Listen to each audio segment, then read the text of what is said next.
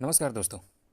जैसे कि अभी तक हम लोग चर्चा कर रहे थे कि अगर आपको प्लॉट लेना है या बना बनाया घर लेना है तो कौन कौन से डॉक्यूमेंट आपको लेने पड़ेंगे। जो भी डॉक्यूमेंट बता रहा हूँ आपको, सारे स्टेप बाय स्टेप अगर वैसा ही आप लेते हैं, देखते हैं खुद से। मैं रिक्वेस्ट करूँगा कि ये सारे डॉक्यूमेंट आप खुद से रिसर्च करें और वो खुद से देखें, क्योंकि ये सारा चीज़ एडवोकेट के भरोसे हम नहीं छोड़ सकते। और इस ये सीरीज़ का ये तीसरा वीडियो है। मैं रिक्वेस्ट करूँगा कि जाके पहले वो दोनों देख ले, ताकि फिर आपको और भी अच्छे से समझ में आए। तो हमने बात किया है अभी तक हमने देखा है कि हमने सेल डीड ले लिया है, उसके बाद म्यूटेशन सर्टिफिकेट भी ले लिया है, फिर कन्वर्सन सर्टिफिकेट भी ले लिया है। इसके बाद मैंने ये भी बताया था कि सेल डीड में क्या क्या होता है और उसमें बहुत सारे टर्म्स एंड वर्ड्स है जिसे हमने देखा था कि उनका मतलब क्या होता है। अभी सेल डीड में एक और चीज़ रहता है। जैसे मान लीजिए ये प्लॉट है और ये प्लॉट के चारों तरफ क्या है, चारों दिशाओं में क्या है, वो भी सेल डीड में रहता है। तो वो भी आपको एक चेक कर लेना है, क्योंकि कई बार क्या होता है कि डॉक्यूमेंट वो इस प्लॉट का दिखा रहा है और बाद में रजिस्ट्री किसी और प्लॉट का हो जाता है। तो इसलिए वो डीड में, बहुत सारे डीड में जो पुराने डीड होते हैं हो सकता है उसमें ना हो, लेकिन अभी जो 13 साल पहले के डीड जो बन रहे हैं अभी तक, उसमें प्लॉट के चारों दिशाओं के बारे में भी बताया जाता है कि चारों दिशाओं में क्या क्या है।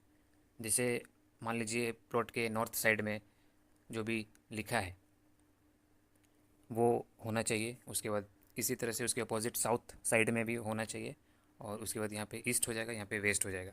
अब मान लीजिए नॉर्थ साइड में अगर लिखा है कि ये रोड है, पब्लिक रोड है, और आप जाकर देख रहे हैं कि वहाँ रोड नहीं है, तो वो फिर वो भी एक दिक्कत वाली बात है। तो वो भी आपको वेरीफाई करना है।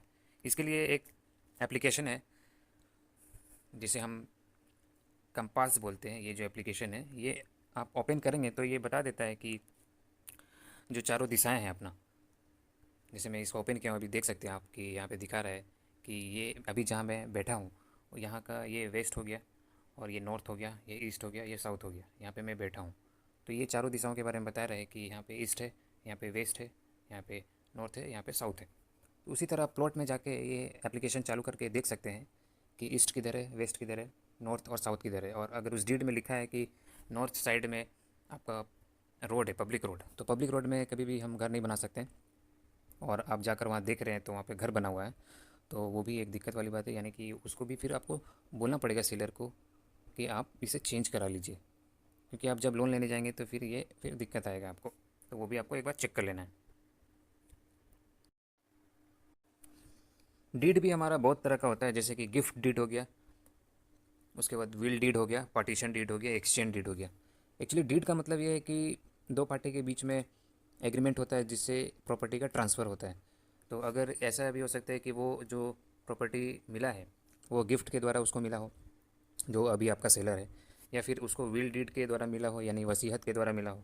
फिर या फिर ऐसा भी हो सकता है कि पार्टीशन के द्वारा मिला हो, बंटवारा हुआ हो भाइयों में या फादर्स में, तो वो भी पार्टीशन डीड के द्वारा भी उसको मिला हो।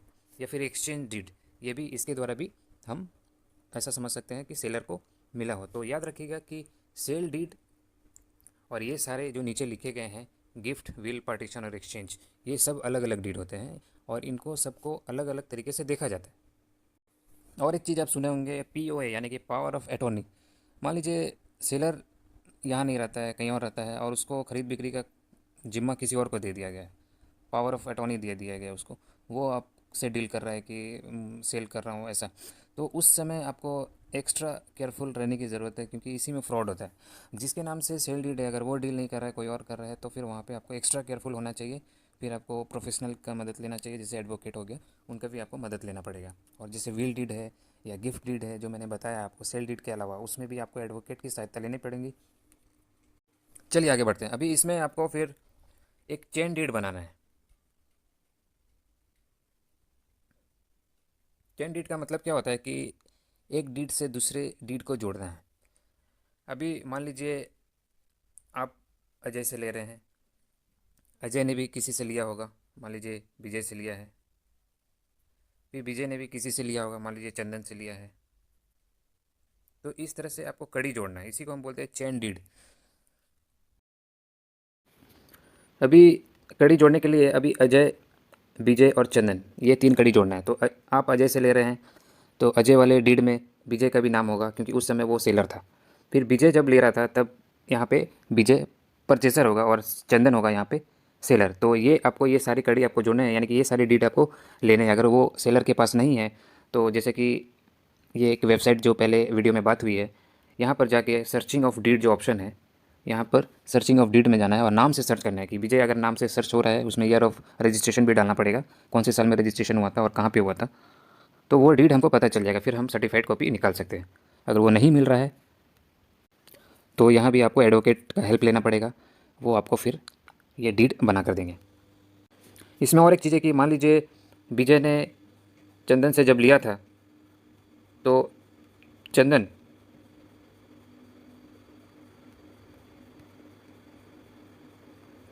एक्चुअली में ओनर ऐसे बना कि चंदन के जो फादर थे, मान लीजिए डी कोई पर्सन है, वो फादर थे, उनका डेथ हो गया था।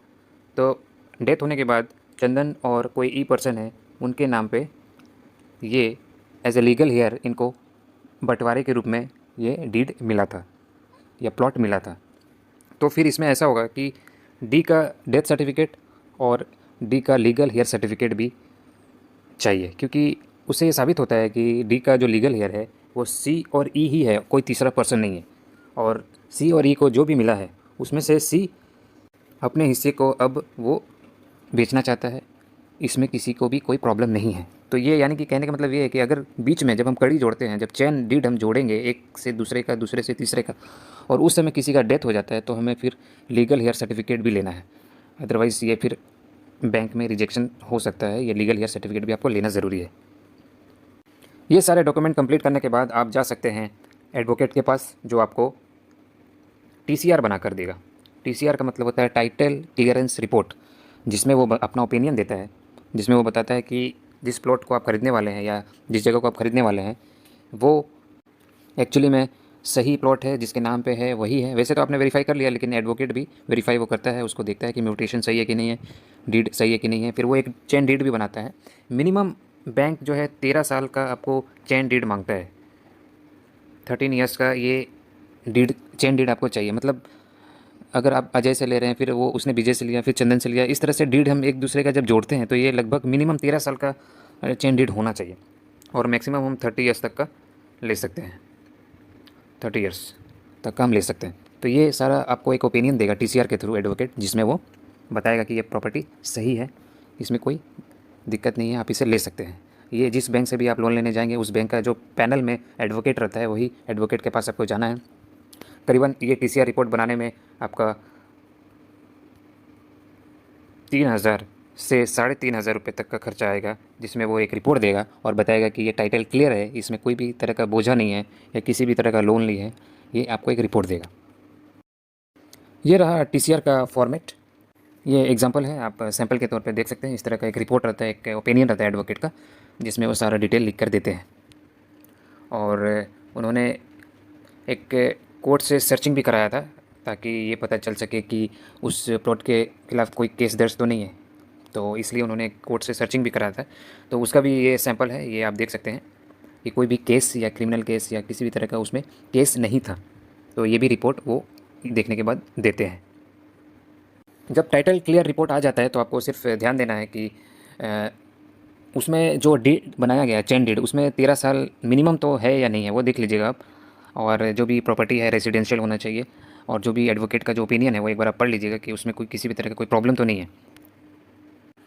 चलिए देखते हैं उसके बाद क्या करना है। उसके बाद आपको एक वैल्यूअर, जो कि वो भी बैंक का ही वैल्यूअर रहता है, उसको आपको बुलाना है। उसको फिर वो प्लॉट विज़िट करता है और उसका एक वैल्यूएशन बताता है कि ये कितने का हो सकता है अप्रॉक्सीमेटली। क्योंकि अगर मान लीजिए सेलर ने आपसे डिमांड किया है 1,00,000 रुपीज़, सेलर ने आपसे डिमांड किया है 1,00,000 रुपीज़, और जो वैल्यूअर है वो ऐसा बोल रहा है कि ये तो इसका वैल्यू 50,000 ही है, तो फिर आपको लोन 50,000 पे मिलेगा, बाकी का अमाउंट आपको फिर अपने जेब से देना पड़ेगा। इसलिए वैल्यूएशन भी उतना ही होना चाहिए जितना वो सेलर डिमांड कर रहा है, तो आपको फिर उसका 90% लोन मिल सकता है। तो वो भी आपको ध्यान देना है। इसलिए आपको वैल्यूअर को बुलाकर ये पता कर लेना है कि एक्चुअली में उसका वैल्यू कितना है और मुझे कितना लोन मिल सकता है। तो वो आप क्लियर करने के बाद आगे बढ़ते हैं।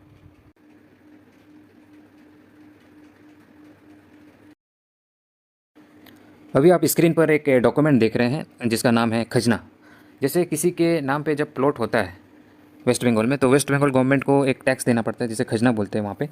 तो ये एक डॉक्यूमेंट है, सैंपल है, ये भी आपको लेना है सेलर से जब वैल्यूएशन हो जाएगा उसके बाद। एक्चुअली मैं सारा डॉक्यूमेंट आपको स्टेप बाय स्टेप मैं इसलिए बता रहा हूँ कि ये सारा आप उसी तरह से अगर उसी क्रोनोलॉजिकल ऑर्डर में लेते हैं तो आपका खर्चा भी कम होगा और एडवांटेज ज़्यादा होगा।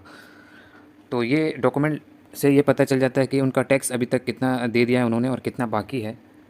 तो ये जो एरिया है यहाँ पे उनका नाम रहेगा, जो सेलर है उनका नाम रहेगा, वो भी आप देख लीजिएगा। और ऑफिस में जाके, क्योंकि मैंने ऑनलाइन चेक किया तो ये ऑनलाइन मुझे मिला नहीं कि किस तरह से इसका पेमेंट किया जाए या कैसे हम पता करें कि इसका कितना बाकी है। तो वो आपको ऑफलाइन ऑफिस में ही जाकर पता करना पड़ेगा कि अभी इसमें और कितने खजना में पैसे टैक्स बाकी है। तो वो फिर आपको सेलर से क्लियर कराना पड़ेगा। तो ये सारे डॉक्यूमेंट जो मैंने अभी तक बताए हैं, ये प्लॉट अगर आप लेना चाहते हैं तो ये सारे डॉक्यूमेंट जिस तरह मैंने बताए हैं वो आपने उसी तरह से क्रोनोलॉजिकल ऑर्डर में लिए हैं। तो इसके बाद आप सेलर को एडवांस अगर वो मांग रहा है तो आप दे सकते हैं बेझिझक, इसमें कोई भी गड़बड़ वाली बात नहीं है। और आप जाकर लोन के लिए अप्लाई कर सकते हैं, आपका 100% लोन पास होगा। और ये भी पक्का है कि आपका जो प्रॉपर्टी मिल रहा है आपको वो भी जेन्युइन है।